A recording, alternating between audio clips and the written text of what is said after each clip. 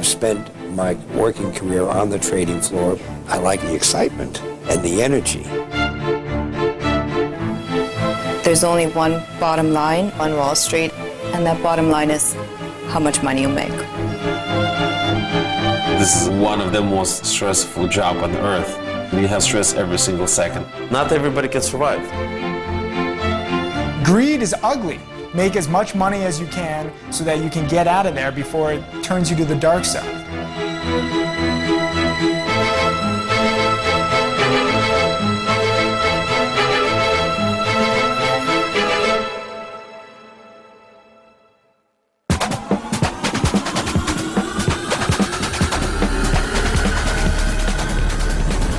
Boom. Take it. 50 bucks. Come on, take it out. Ah, 2 cents. Someone came. There we go. Boom. And I'm out. That was close. I made 20 bucks. It's been 19 minutes since the market has opened. So far, I've made $715 for the day. My best day, I made just around $350,000. I remember just sitting in my room for quite a while, just digesting it to make sure that this was real. My worst day was down 180,000. Hello? Yeah, that sounds good. Tonight I'm throwing a big ass rooftop party. You know, I invited about 100 people. We'll see how many people actually show up. Hopefully it turns into a Girls Gone Wild video. Here it goes. Now it's fading a little bit. I'm kind of long biased on this stock all day today. I'm gonna buy it on weakness because I think others will buy it on weakness. So, since that's a self-fulfilling prophecy, others are buying it on weakness, I'm buying it on weakness, it'll bounce a lot. I'm expecting big things today. You know, maybe not a $100,000 day, but we'll get up to 10 or 20,000.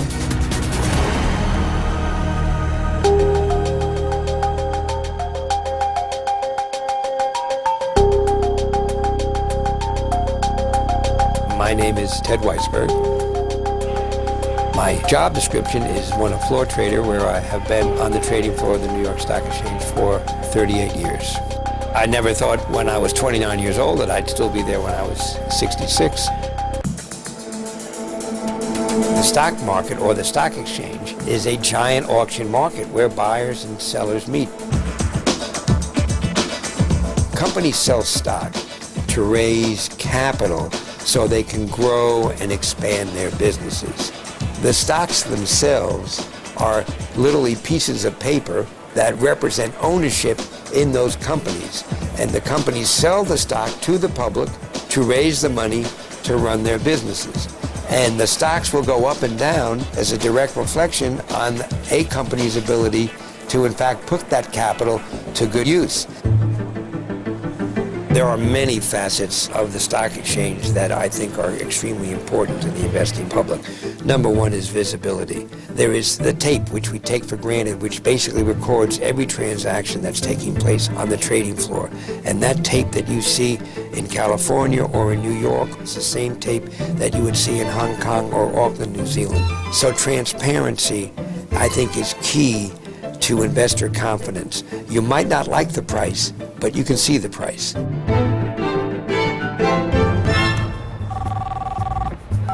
Да, босс. Ну что, мы едем, ты малого заберешь? Да, мы уже подъезжаем к этому вот, к экзиту. Почему? 30 минут? А? Окей, хорошо. I grew up in Russia. In '93, I came to the States. I got my driver license, started driving the cab. And in 1995, I decided to go on Wall Street. I was a stockbroker for a few months, didn't really like it, and then I went to a day trading business, which actually I fell in love from the first day I ever went to the office. Day trader is considered to be a person who probably does more than 100 trades a month. We probably doing 500 to 1,000 trades a day. So we consider ourselves as a professional day traders, and there's maybe 10,000 people like we are. I always know when to get in, I always know when to get out. I think personally a lot of people cannot succeed in this business because just they're not disciplined enough.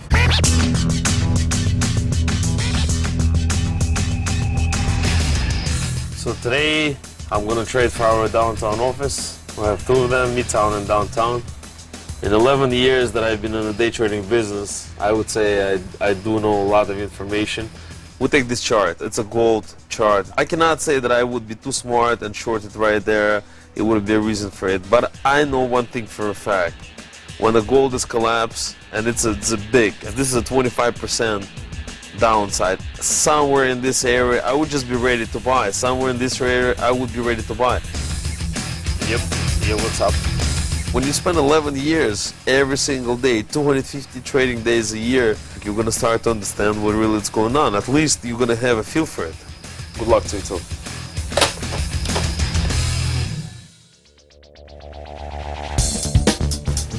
So I'm kind of in between appointments and I'm going to see a financial astrologer. I have no clue what to expect and I'm a little bit skeptical. Hi, Sandy. How you doing? I'm glad you. Hey, glad you made it. Come on inside.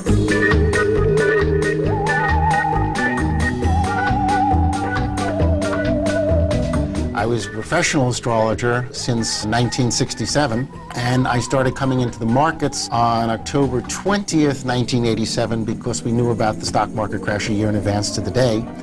We're good at what we do.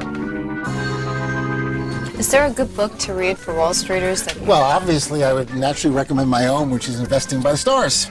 My mother said it was very good, and she understood it. Okay. What you told me when I met you was that you're an astrologer. Right, financial astrologer. What exactly is that? We basically look at planetary patterns, and we correlate them to stock market activity. How can that be correlated? You know, remember, astrology is a mathematical science. Is that really fair to say that it's a science because there's no way to really verify? First of all, there are many ways. Science is a body of knowledge organized according to general principles. My background is in mathematics and psychology, and astrology is a mathematical psychology based on astronomy. So we take data like this, for example, which gave us information that the market would be down today, which is something you probably wouldn't know how to interpret, and then we put it together, and then we have an opinion about what the market's doing and when, and we sort of trade accordingly. Do money managers actually come to you and ask you for a horoscope, and how much is that? Well, first of all, we have clients that are everything from very wealthy individuals to fund managers where we think we normally can improve their performance 5 to 20%. What we charge depends on services. Like we have, for example, a company coming to me, and we're going to probably make them about $40 million. I'm trying to figure, and you know, they're offering me maybe 100, 150, and I don't think I'm going to accept it. Only, not that 150,000 is not a lot of money, but we're going to make them $40 million. That's huge. That's right. So we're worth a lot. We're underpaid. I agree. I didn't say that. I said it.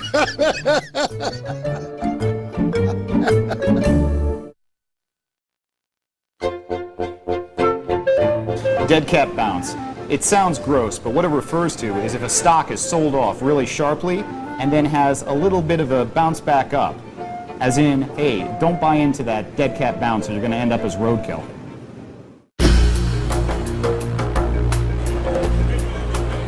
I come to the stock exchange trading floor a little after 9 every morning. My son is here. He's also a broker on the floor. As a member of the stock exchange, I come here to represent the clients of our firm, and in that capacity, I am their agent. The orders start coming, and they're buy orders and sell orders, and you know, you're watching the tape, you're watching the news ticker. If you have sell orders and the market's going up, that's great. If you have buy orders and the market's going up, that's not so good, because that means everything becomes a little harder to buy. But the orders come, we go to the trading crowd, we will execute that order. It's all done electronically. It takes milliseconds, in fact, to complete it from the time we get it to the time the customer gets the report. And then, of course, you just keep moving, and hopefully you're going to be busy all day, and you really don't have time to think.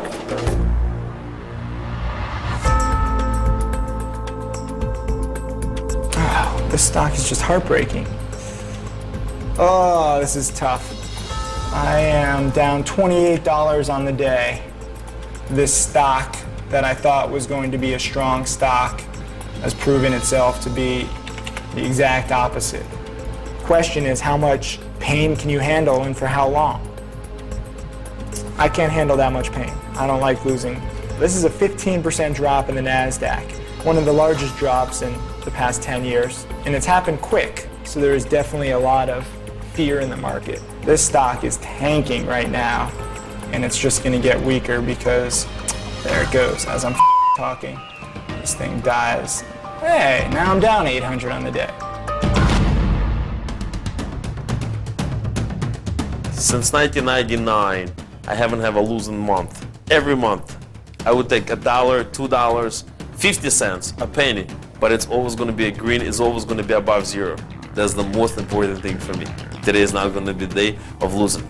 I have a very strict rules about it.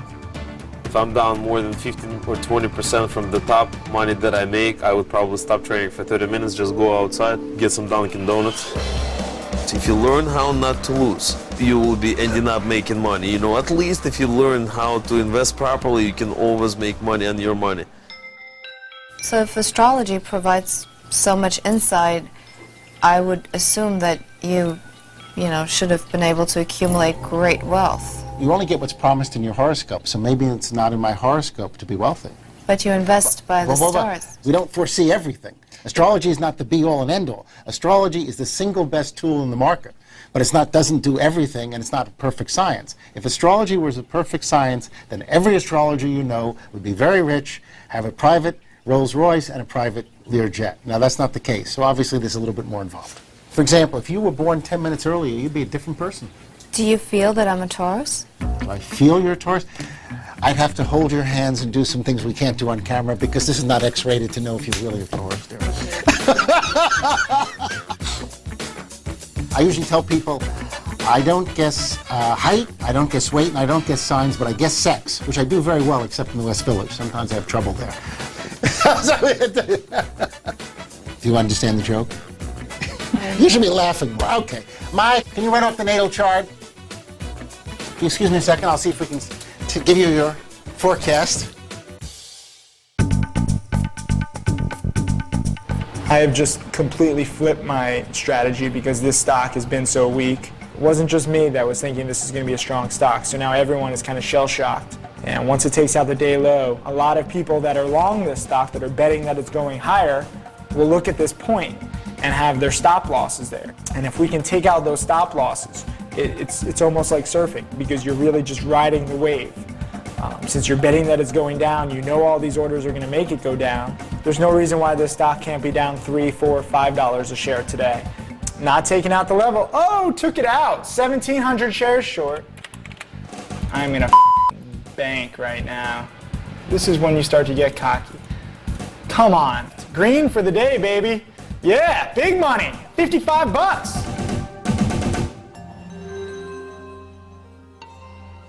I have to say I'm much more comfortable with astrology in the personal realm rather than, predicting the markets with it.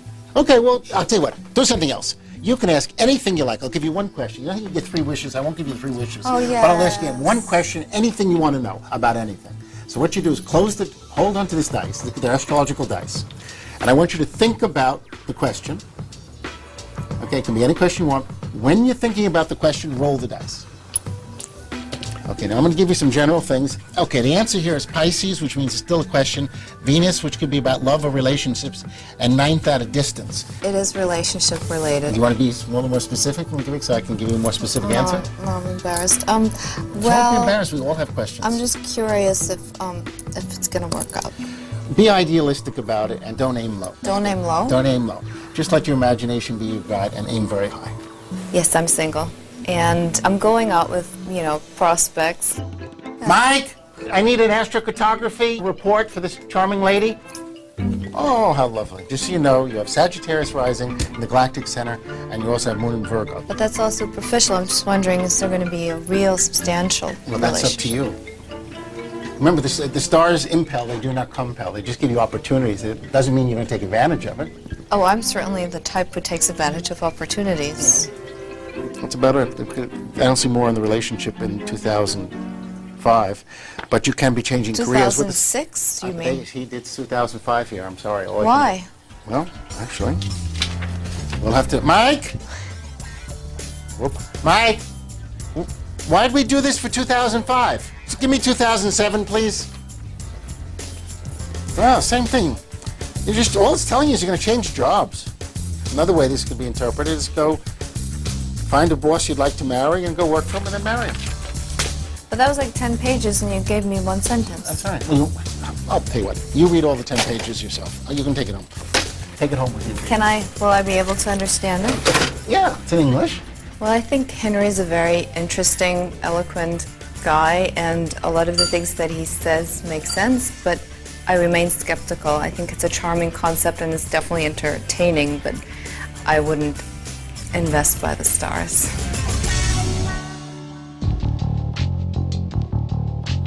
You little bitch of a stock. Now at 2:52 p.m., with an hour to go, I'm down 3,600 on the day. My dream stock for the day is just proven completely worthless. Right here you can see in the afternoon it cracked the day's low at 91.20, went straight to 90.20. So this was a nice little short here, which I got some of. But I still thought the stock was going lower, and right here, this little bump up is where I just got I went short right around here. A little too soon because I covered right here, and this was a $4,000 loss. This is why trading is so tough. I was completely right on the price, but I couldn't handle the pain. I had a $500,000 position, which was a much bigger position than I wanted to take. I just averaged up wrong. And now the stock is acting perfectly. Would have been about a $10,000 profit right now, had I had the balls to hold. Oh, I did today. There is nothing in Wall Street that rewards you for difficulty. It's one of my great attractions to this business. It rewards sagacious laziness. Going through my dirty laundry to find a shirt to wear on this big meeting with this billion-dollar babe, and my mom didn't come in and do laundry this weekend, so I got no clean laundry. Here we go. Beautiful. This shirt isn't too wrinkled. You can see what kind of operation I'm running. My suit's just a mess, but it doesn't matter. You know, you can work in your underwear and make more money than somebody with a $5,000 suit. It's all about presentation, and that's not my forte, but trading is, and that's what really matters. I'm on my way to meet with Tim Sykes. He's a 25-year-old hedge fund manager, up and coming. He sounds very bright. I haven't met with him before, but from what I hear, he's been quite successful. Sandy's pretty big time. She's in charge of quite a bit of money. I'm gonna get my story out there, and I'm gonna, I don't know, try and get some money out of her, see if she has any contacts, see if she knows anybody. We'll see what she can do. You know, I hear she's a pretty attractive woman, so if I don't get the money, then maybe I can get the girl. Either way, we're gonna have a good lunch and talk about myself, which I'm pretty good at doing. It's my favorite subject. Cheers. Cheers. Nice meeting you. Nice meeting you. Thank you for meeting me.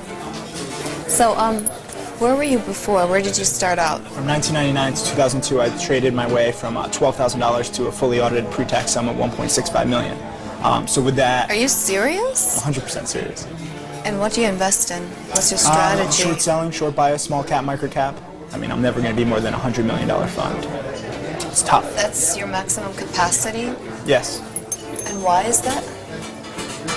Because I'm shorting the smallest and most volatile stocks. So, A, they're hard to borrow. B, they're volatile as hell. And C, I have no corporate experience. And you don't have an office, you work from home? I work from home. And what do you do, like, on days when there's no trading? I usually read. I mean, I can't read fiction. I love nonfiction. Same. Really? Yes. You should see my library. Yeah, I'm on 46th and 2nd. This is my neighborhood. Well, we should have lunch more often. We should. I remember when I came in the business, there was a person, he would always say, day traders would never make money, they're ending up, making zero or making very little money. But there's a beautiful thing about this business, you don't depend on anybody, you are who you are, and if you really want to succeed, you can really make it. You make money, you lose money, it doesn't matter. When life is good, that's the most important thing. Well, it was a great pleasure to meet you. No, thank you for meeting with me. Yeah, it was a great pleasure. I had fun. Thank you for lunch. No problem. And everything sounds very intriguing. I'll run it by Bridge Tag, and then I'll be in touch with you, I'd say, within the next week. Okay, that sounds good. Do I have your card? I think you do. I think I don't. Let me give it to you. Please, do. I think that was a good meeting. I think I got my point across of what I'm trying to do, and I think I got a date. I don't know. I don't know what to expect. Give me another drink. I only had one drink. A lot of people don't want to work in Wall Street because it's kind of geographically undesirable in terms of New York City, but this is a pretty cool part of New York. Manhattan grew from the Battery up. And yes, that's why the streets are also narrow, because they actually used to be cow paths. And Wall Street was, in fact, there was a wall there that kept the Indians, I guess, from attacking the Pilgrims and the Dutch and anybody else that was kind of sequestered in lower Manhattan. Clearly, the stock exchange as an institution is absolutely the cornerstone of capitalism in this country and perhaps the world. I mean, it is the footprint that every democratic country and society in the world has tried to mimic.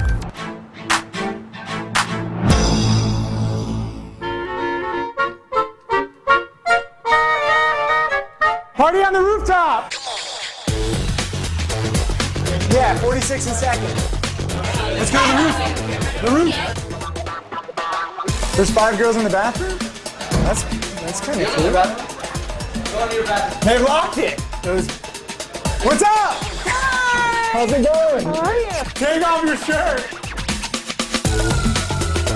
You know, I'm really the only one making money of any of my friends, so I feel it's my duty to be the godfather of throwing parties for everybody, or else no one would go out.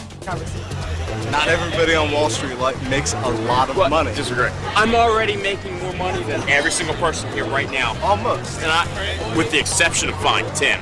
Right. I mean, for Christ's sake. Yo, what's up, buddy? 99% of the best stories I have are with Tim.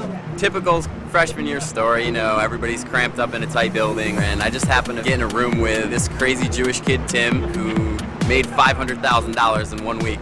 The crowning moment after we made all this money, he's like, let's take the whole dorm out to dinner. So I'm like, are you serious? He's like, yeah, we'll go round up everybody, we're taking them all out to dinner. So here we are, this hodgepodge mess of kids, rolling into a super nice restaurant in Boston. And Tim's like, I got everything, don't worry about it. Tim has a lot of potential. I hate to use the word boy wonder because he's not really a boy, but I could see his brilliance right away. We took a poll and we decided who wants to date Tim. Oh, wow. I know he's going places. I just heard he was great in bed. Thanks for coming to my party. Well, when I was like 8 years old, I wanted to come to the States. I can't really say that I was dreaming of Wall Street when I was 8.